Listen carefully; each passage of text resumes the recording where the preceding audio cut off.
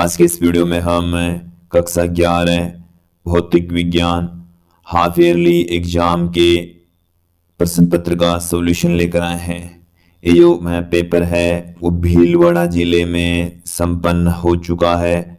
भीलवाड़ा जिले के प्रश्न पत्र का हम आज यहाँ पर आपके लिए सॉल्यूशन लेकर आए हैं। विद्यार्थियों, यदि आप हमारे YouTube चैनल पर नए हैं तो चैनल को सब्सक्राइब कर लीजिए, साथ में बेल आइकन भी दबा दीजिए ताकि आपको फिजिक्स से रिलेटेड आगे भी वीडियोस मिलते रहें। अब इस वीडियो को स्टार्ट करते हैं। सबसे पहले पहले क्वेश्चन की ओर बढ़ते हैं। पहला जो क्वेश्चन है वो हमें दे रखा है कि अति लघु रेडियो तरंगों के आविष्कारक है। अति सूक्ष्म रेडियो तरंगों के आविष्कारकर्ता भारतीय वैज्ञानिक जगदीश चंद्र बोस रहे हैं। तो इस पहले क्वेश्चन का जो सॉल्यूशन है वो है ए। सेकंड क्वेश्चन हमें पूछा है भाप इंजन किस पर आधारित है। तो भाप इंजन इनमें से उष्मागतिकी के सिद्धांतों पर, नियमों पर आधारित है। इसमें स ऑप्शन आएगा। फिर हमें पूछा है विद्युत धारा का मात्रक है। एक मूल भौतिक राशि है जिसका मात्रक एम्पियर होता है। अगले क्वेश्चन की ओर बढ़ते हैं। त्वरण का विमीय सूत्र होता है। तो देखिए, त्वरण बराबर होता है वेग बट्टे में समय। वेग की विमा होती है L1 t-1, समय की विमा है t1। फाइनली जो एक्सेलरेशन की विमा होगी वो L1 t-2 होती है। तो L1 t-2 यहां से आप देखेंगे तो जो भी ऑप्शन होगा इसमें ये L1 यदि t-2 है तो ये ऑप्शन सही होगा। एकदम क्लियरली दिखाई नहीं दे रहा है, बट इसकी विमा ये होगी m1 m0 L1 t-2। तो एक्सेलरेशन की विमा होती है m0 L1 t-2। अगला क्वेश्चन देखिए, सदिश राशि नहीं है। निम्न में से सदिश राशि नहीं है। तो बल एक सदिश राशि होती है, विस्थापन एक सदिश राशि होती है, संवेग एक सदिश राशि होती है। तो जो आयतन है वो एक सदिश राशि नहीं होती। तो इसमें ब ऑप्शन सही होगा। इसमें ब ऑप्शन सही होगा। अगले क्वेश्चन की ओर बढ़ते हैं। प्रक्षेप्य गति के दौरान जो उड्डयन काल है उसका फॉर्मूला हमें पूछा है। सिक्स्थ क्वेश्चन में देखिए, प्रक्षेप्य के उड्डयन काल ज्ञात करने का सूत्र है। तो देखिए, अधिकतम ऊंचाई तक पहुंचने में लगा समय होता है u sin theta upon g, और उड्डयन काल होता है इस समय का दुगुना। तो इस समय का दुगुना यहाँ पर हमारे पास में उड्डयन काल आ जाएगा 2u sin theta upon g। आप यहाँ पर इन ऑप्शन को गौर करके देखेंगे तो ये है t बराबर 2u sin theta upon g। तो इसमें इसका आंसर आएगा ए। सातवां क्वेश्चन देखिए कि किसी वस्तु का वेग दुगुना कर दिया जाए तो उसकी गतिज ऊर्जा पर क्या इफेक्ट पड़ेगा। तो देखिए, गतिज ऊर्जा बराबर होता है k बराबर हाफ mv²। अब ये कहा जा रहा है कि नया जो वेग है वो पहले वाले वेग का दुगुना कर दिया जाए तो नई गतिज ऊर्जा क्या होगी। नई गतिज ऊर्जा k डेस बराबर हम लिख सकते हैं हाफ mv²। देन k डेस इक्वल टू हाफ mv डेस की जो वैल्यू है वो है 2v का स्क्वायर। देन यहां से 1/2 m 4v² हो जाएगा। तो मैं इस 4 को यहां पुट कर देता हूं तो k डेस इक्वल टू हमें मिल गया है 4k। तो पहले जो गतिज ऊर्जा थी उसकी 4 गुना गतिज ऊर्जा हो जाएगी, क्योंकि ये जो हाफ mv² है ये k के इक्वल है। देन यहां पर हमारे पास में गतिज ऊर्जा 4 गुणी आ जाएगी। यह है 4 गुणी। आठवें क्वेश्चन में हमें एक समाकलन दे रखा है। x की घात 3 का समाकलन क्या होगा। तो देखिए, हमारे पास में x की घात n का इंटीग्रेशन का फॉर्मूला होता है x की घात n+1 अपॉन n+1 c। तो यहाँ पर x की घात 3 हमें दे रखी है, इसका समाकलन होगा अक्स की घात 3+1 बट्टे में 3+1+c। यहाँ पर n की वैल्यू 3 है तो यहाँ पर भी हम n बराबर 3 रख देंगे, तो अक्स की घात 3+1 बट्टे में 3+1+c। देन यहाँ से अक्स की घात 4 बट्टे में 4 आ जाएगा, प्लस में c भी यहाँ पर आना चाहिए था, बट ये प्लस में c किसी भी ऑप्शन में नहीं दे रखा। अक्स की घात 4 बट्टे में 4 अवश्य दे रखा है, इस c को यहाँ पर 0 कंसिडर कर लिया गया है। हालांकि ये एकदम इसका एग्जैक्ट सॉल्यूशन नहीं है, बट यहाँ पर ये होना चाहिए था। चलिए इसमें बी ऑप्शन सही कंसिडर कर लेते हैं। 9वें क्वेश्चन में हमें पूछा है किसी गतिमान वस्तु का त्वरण ज्ञात किया जा सकता है। तो देखिए हम यदि वेग, एक तरफ यदि हम वेग ले लें, दूसरी तरफ समय ले लें, और जो ग्राफ हमें प्राप्त होता है उस ग्राफ के यदि हम ढाल की यदि हम बात करें, एक छोटा सा इसमें हम अल्पांश ले लेते हैं, ये यहाँ पर हमारे पास में एक ट्राइंगल के रूप में प्राप्त होगा। ये वाला जो हिस्सा है वो dv, ये जो हिस्सा है वो dt, ये जो एंगल हमने यहाँ पर दिखाया वो थीटा। तो यहाँ पर इस ग्राफ का जो ढाल है वो किसके इक्वल होगा? देखिए ग्राफ का जो ढाल होता है उसका फॉर्मूला होता है m बराबर टेन थीटा। टेन थीटा बराबर यहाँ पर इसका लंब हो जाएगा dv आधार dt। तो dv अपॉन dt एक के इक्वल होता है, जो कि त्वरण होता है, एक्सेलरेशन होता है। तो जो रेखा का ढाल है वेग, एक तरफ हमने लिया है वेग, दूसरी तरफ हमने लिया है समय, तो वेग और समय के मध्य खींचे गए ग्राफ में जो रेखा का ढाल होता है वो एक्सेलरेशन के इक्वल होगा। तो देखिए यहाँ पर वेग समय ग्राफ के ढाल द्वारा ये भी ऑप्शन दे रखा है, वेग समय ग्राफ के क्षेत्रफल द्वारा ये भी ऑप्शन दे रखा है। वेग और समय के मध्य यदि ग्राफ का जो क्षेत्रफल होता है वो दूरी को रिप्रेजेंट करता है, तो यहां से ये ऑप्शन नहीं होगा, इसमें ये वाला ऑप्शन ही सही होगा। इसका आंसर ए आएगा। क्लियर? अगले क्वेश्चन की ओर बढ़ते हैं। 10वें क्वेश्चन में हमें पूछा है कि एक गेंद को क्षैतिज से थीटा कोण पर किसी वेग से फेंका जाता है, तो उसकी क्षैतिज प्रास अधिकतम होने के लिए थीटा की वैल्यू क्या होगी? देन यहाँ पर देखिए क्षैतिज प्रास का फॉर्मूला होता है r बराबर you square sine 2 theta upon g। ये वाला फॉर्मूला हमारे पास में होता है। तो देखिए यहां से r मैक्सिमम के लिए साइन 2 थीटा भी मैक्सिमम होना चाहिए, 2 थीटा मैक्सिमम होना चाहिए। और साइन 2 थीटा मैक्सिमम कब होगा?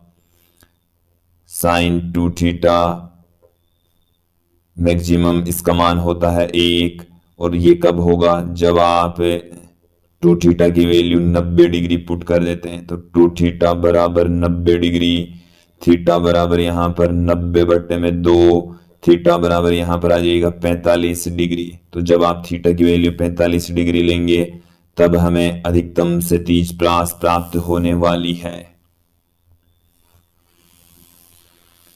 दाब की विमा हमें दे रखी है। दाब की जो विमा होती है वो m1 l-1 t-2 होती है। हमें इसका मात्रक पूछा है, हालांकि इस विमा से इसके मात्रक का कोई लेना देना नहीं है, बट यहां से भी आप देखकर बता सकते हैं, क्योंकि न्यूटन जो बल है उसकी विमा होती है m1 l1 t-2, और बट्टे में यहां से l-1 लाने के लिए यहां पर l2 का भाग लगाना पड़ेगा, इस अर्थात मीटर का स्क्वायर का भाग लगाना पड़ेगा।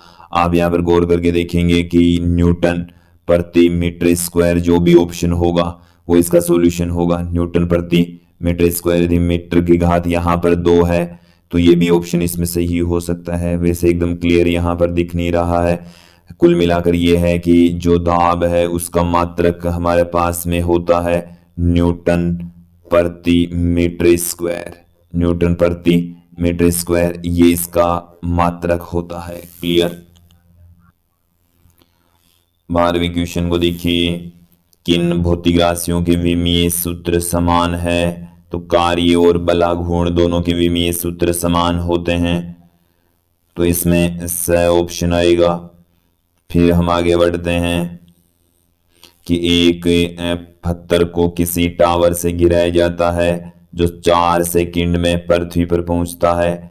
टावर की ऊंचाई क्या है? जी हमें 10 मीटर प्रति सेकंड स्क्वायर यूज में लेना है। एक बार क्वेश्चन को समझ लीजिए कि हमें एक पत्थर दे रखा है जो कि टावर से गिराया जा रहा है, विराम अवस्था से गिराया जा रहा है, तो इसका जो प्रारंभिक वेग है वो है 0। हमें ये पूछा है 4 सेकंड के पश्चात वो जमीन पर पहुंचता है। जी की वैल्यू हमें 10 मीटर प्रति सेकंड स्क्वायर यूज में लेनी है। तो टावर की ऊंचाई क्या होगी? इसके लिए हम गति का दूसरा समीकरण का प्रयोग करेंगे। H equal to U T plus half G T square होता है। तो यहां से u की जो वैल्यू है वो हम 0 पुट कर देंगे, g की वैल्यू 10 पुट कर दीजिए, t की वैल्यू 4 है तो 4 का स्क्वायर आ जाएगा यहाँ पर। h बराबर 0 प्लस में 5 इंटू में 16, 5 इंटू में 16 यहाँ से 80 आ जाएगा। तो 80 मीटर इसका सॉल्यूशन होगा। ऑप्शन देखिए 80 मीटर द में दे रखा है तो इसका सॉल्यूशन 80 मीटर होने वाला है। फिर देखिए एक प्रेक्षक किसी नियत वेग से, यहाँ पर नियत वेग आएगा, नियत वेग से गतिमान कार पर बैठा है। प्रेक्षक अपने आसपास की चीजों को देखता है। देखिए अपने जो कार में बैठा है तो वो एक निर्देश तंत्र की भांति काम कर रही है। तो वो यहां से इस सापेक्ष संदर्भ के संपर्क में उसको अपनी कार के सापेक्ष उन वस्तुओं को देखता है। अगले क्वेश्चन की ओर बढ़ते हैं। अगले क्वेश्चन में हमें दे रखा है न्यूटन के गति का द्वितीय नियम का सूत्र लिखिए। न्यूटन की गति का जो दूसरा नियम है वो हमें बल का सूत्र देता है। F बराबर m इंटू ए देता है। तो F बराबर m में से पुट कर सकते हैं या इसे हम ऐसे भी लिख सकते हैं F बराबर डेल्टा P अपॉन में डेल्टा T या dP अपॉन में dt या m इंटू ए। वैसे फाइनल जो फॉर्मूला है वो यही निकलता है। क्लियर। अगले क्वेश्चन की ओर देखिए कि किसी बंदूक से एक गोली छोड़ने पर बंदूक पीछे की ओर प्रतिक्षिप्त क्यों करती है? तो देखिए यहां पर हम जानते हैं, पहले भी पढ़ चुके हैं कि जब किसी बंदूक से, ऐसे ये हमारे पास में क्या है, एक बंदूक है और जब इस बंदूक से गोली दागी जाती है तो गोली आगे की ओर गति करती है। तो बंदूक यहां पर पीछे की ओर गति करती है और ये जो बंदूक और गोली है, ये गोली है तो एक दूसरे की विपरीत दिशा में गति करती है। उसके पीछे रीजन है संवेग संरक्षण का नियम। तो जैसे ही बंदूक से गोली दागी जाती है पहले इन दोनों का संवेग 0 होता है और जैसे ही गोली दागते हैं तो गोली आगे की ओर, उसका संवेग इधर की ओर हो जाता है। तो बंदूक है उतने ही संवेग से पीछे की दिशा में चलती है, तत्पश्चात इनका कुल संवेग 0 हो जाता है। तो प्रतिक्षिप्त क्यों करती है? संवेग संरक्षण नियम का पालन करने हेतु। तो संवेग संरक्षण नियम का यहां पर पालन होता है और उसी वजह से बंदूक की से गोली दागने पर बंदूक पीछे की दिशा में प्रतिक्षिप्त वेग से चलती है। 17वां क्वेश्चन देखिए। भौतिक राशि अक्ष के मापन में त्रुटि डेल्टा अक्ष हो तो अक्ष की घात m में प्रतिशत त्रुटि कितनी होगी? तो देखिए यहां से हमें दे रखी है एक अक्ष की घात m और अक्ष के मापन में त्रुटि है डेल्टा अक्ष। तो देखिए यहां पर मैं बात करूं आपेक्षिक त्रुटि की, तो आपेक्षिक त्रुटि यहां पर हमारे पास में हो जाएगी डेल्टा अक्ष अपॉन में अक्ष। तो देखिए ये m इंटू अक्ष में त्रुटि होगी, अक्ष में आपेक्षिक त्रुटि, अक्ष में आपेक्षिक त्रुटि के इक्वल होगी। तो देखिए यहां पर प्रतिशत त्रुटि की यदि मैं बात करूं तो आपेक्षिक त्रुटि का, आप 100 से गुणा करके परसेंटेज का साइन लगा दीजिए आपेक्षिक त्रुटि बराबर हमारे पास में हो जाएगा इनटू में 100%, जो कि प्रतिशत त्रुटि के इक्वल हो जाएगा। अब आपेक्षिक त्रुटि है क्या, यहां पर यदि अक्स केवल अक्स होता तो उसकी आपेक्षिक त्रुटि डेल्टा अक्स अपॉन में अक्स होती, और जब इसकी घात अक्स है तो आपेक्षिक इसकी घात m है, तो जो आपेक्षिक त्रुटि है वो m गुणा हो जाएगी, और जो प्रतिशत त्रुटि है वो क्या आ जाएगी हमारे पास में m इंटू डेल्टा अक्स अपॉन में अक्स इंटू में 100%।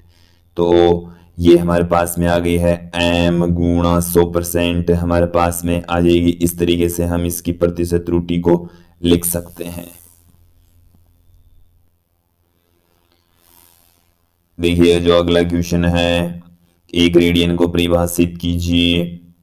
तो देखिए एक रेडियन में क्या होता है, ये एक समतल कोण का मात्रक होगा, और ये यहां से यहां तक त्रिज्या, ये हमारे पास में होती है चाप, और ये होता है कोण। तो कोण बराबर होता है चाप बट्टे में त्रिज्या, चाप बट्टे में त्रिज्या। और जब चाप बराबर होती है त्रिज्या के, यदि हम यहां पर कंसीडर कर लें कि चाप बराबर है त्रिज्या के, तो कोण बराबर हमारे पास में इसकी वैल्यू आ जाएगी 1 रेडियन। तो इसकी डेफिनेशन आप समझेंगे, जो कोण है 1 रेडियन कब होगा, जब चाप और त्रिज्या बराबर हो। तो देखिए डेफिनेशन क्या हो जाएगी कि समतल कोण का वह मान, वह समतल कोण, वह समतल कोण जिसमें वर्तीय चाप त्रिज्या के बराबर हो, त्रिज्या के बराबर हो, कोमा 1 रेडियन कहलाता है, 1 रेडियन कहलाता है। अगले क्वेश्चन की ओर बढ़ते हैं। सदिशों के योग का त्रिभुज नियम लिखिए। त्रिभुज सदिश नियम क्या कहता है, देख लीजिए कि हमारे पास में कोई त्रिभुज है, और उस त्रिभुज की 2 भुजाओं के अनुदिश यदि आप एक सदिश लेते हैं, और दोनों का क्रम एक ही होना चाहिए, 2 सदिशों का परिमाण और दिशा समान क्रम में निरूपित की जाए, तो इनकी जो तीसरी जो भुजा है वो विपरीत क्रम में होनी चाहिए। वो इन दोनों के, तीसरी भुजा इन दोनों के परिणामी सदिश के परिमाण और दिशा को व्यक्त करती है। तो ये हमारे पास में इन दोनों सदिशों का योग का परिणामी को रिप्रेजेंट करती है। तो देखिए ये नियम क्या है कि हमारे पास में कि त्रिभुज की 2 क्रमागत भुजाओं, यदि त्रिभुज की 2 क्रमागत लगातार भुजाएं हम ले रहे हैं, क्रमागत भुजाओं को 2 सदिशों के परिमाण व दिशा के रूप में व्यक्त किया जाए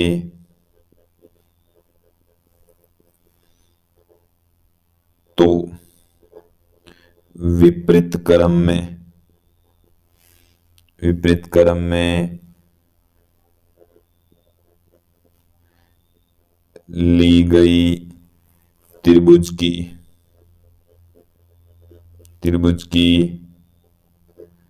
तीसरी भुजा परिणामी सदिश के परिमाण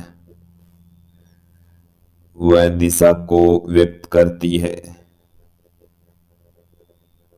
व्यक्त करती है। तो ये हमारे पास में है त्रिभुज सदिश नियम। अगले क्वेश्चन की ओर बढ़ते हैं। 20वें क्वेश्चन में हमें एक सदिश दे रखा है 4i plus 3j plus 5k के अनुदिश एकांक सदिश ज्ञात कीजिए।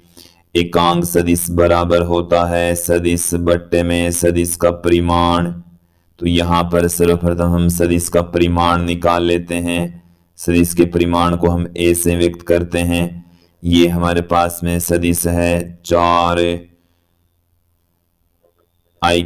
Plus 3j plus 5k। यदि हम इसका परिमाण ज्ञात करें तो इसको इस तरीके से हम लिख सकते हैं i केप j केप और k केप के गुणांकों का वर्ग कर दीजिए, फिर उनका अंडर कर दीजिए। तो यहां से 4 का वर्ग हो जाएगा 16, 3 का वर्ग हो जाएगा 9, 5 का वर्ग हो जाएगा 25। a बराबर हमारे पास में आ जाएगा अंडर में 50, अंडर में 50।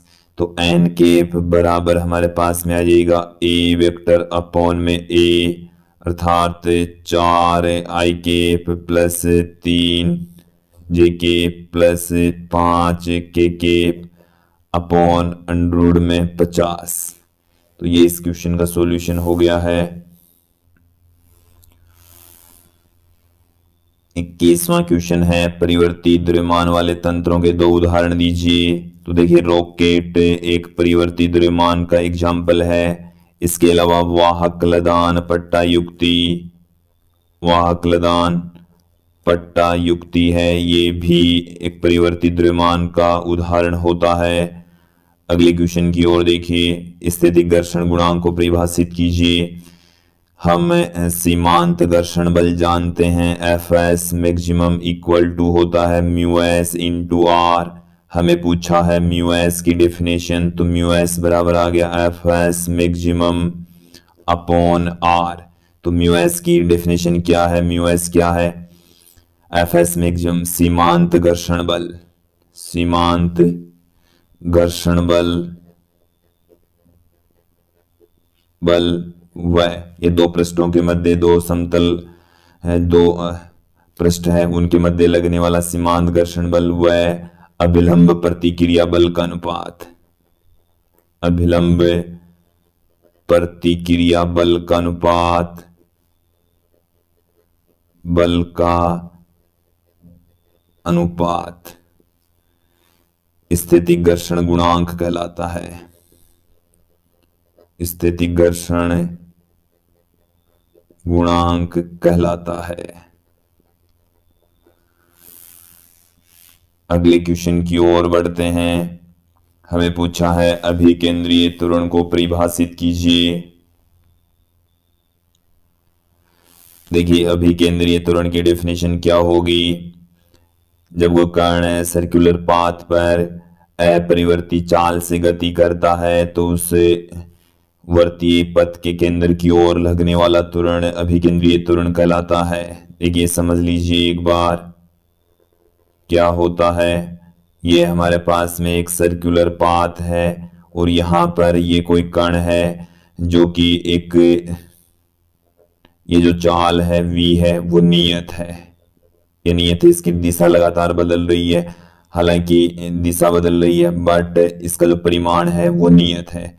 तो इस वृत्ताकार पथ के केंद्र की ओर एक एक्सेलरेशन काम करता है जिसको हम अभिकेंद्रीय त्वरण कहते हैं। तो वर्तीय पथ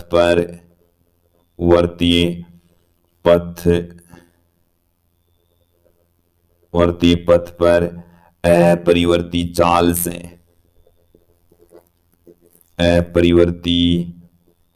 चाल से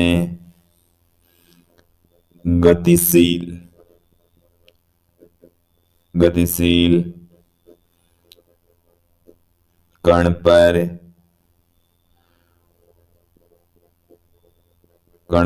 वृत्ताकार पथ के केंद्र की ओर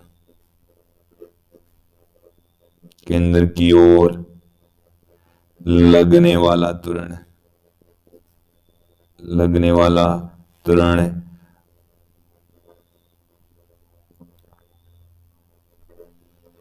अभिकेंद्रीय त्वरण कहलाता है।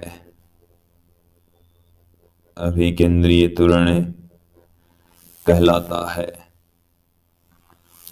24वां क्वेश्चन देखेंगे, एक कण पर 3 न्यूटन व 4 न्यूटन के दो बल परस्पर लंबवत कार्यरत है, तो परिणामी बल का परिमाण ज्ञात कीजिए।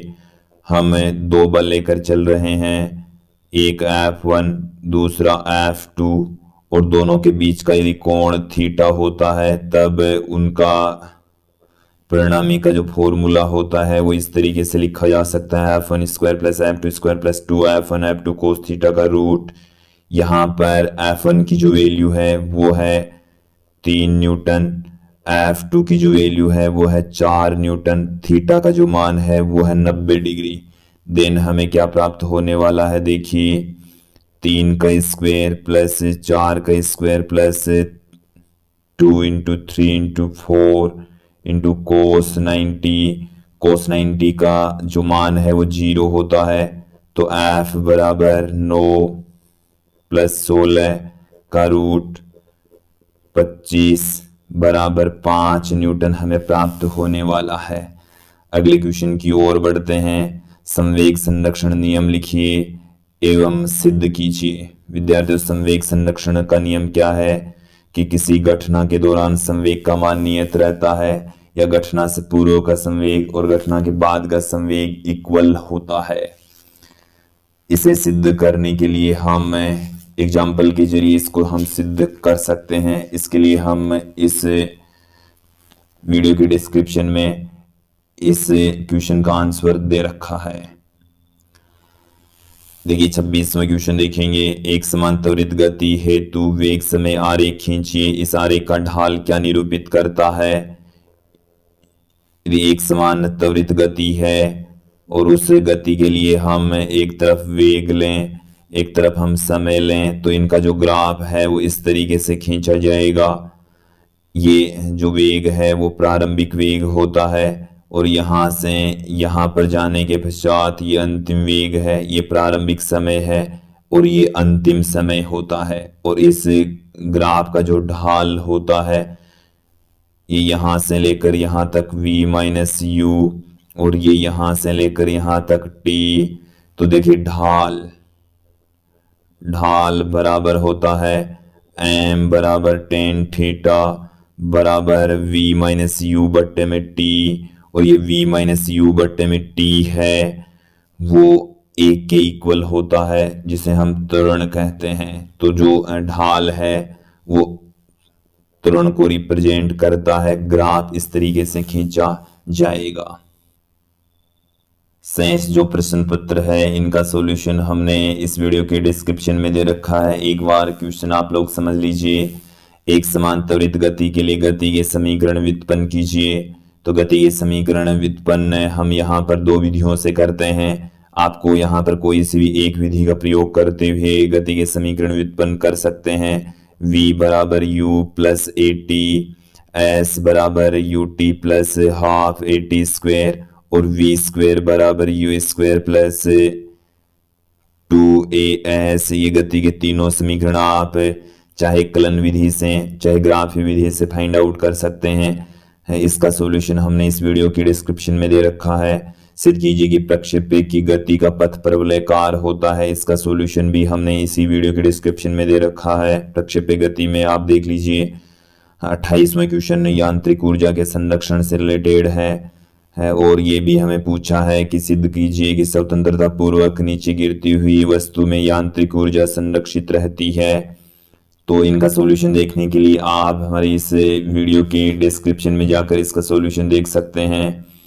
इसके अथवा में भी हमें एक क्वेश्चन दे रखा है कि एक समतल वृत्ताकार पथ पर वाहन की गति का वर्णन करते हुए वाहन की अधिकतम गति के लिए आवश्यक सूत्र व्युत्पन्न कीजिए।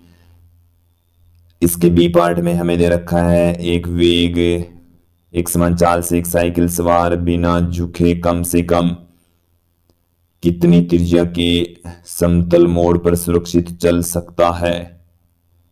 हमें त्रिज्या पूछी है। साइकिल टायर तथा घर्षण के मध्य घर्षण गुणांक। देखिए एक वेलोसिटी का फॉर्मूला होता है समतल वृत्ताकार सड़क के लिए v बराबर म्यू एस आर जी। हमें r पूछा है तो v बट्टे में म्यू एस इंटू जी आ जाएगा।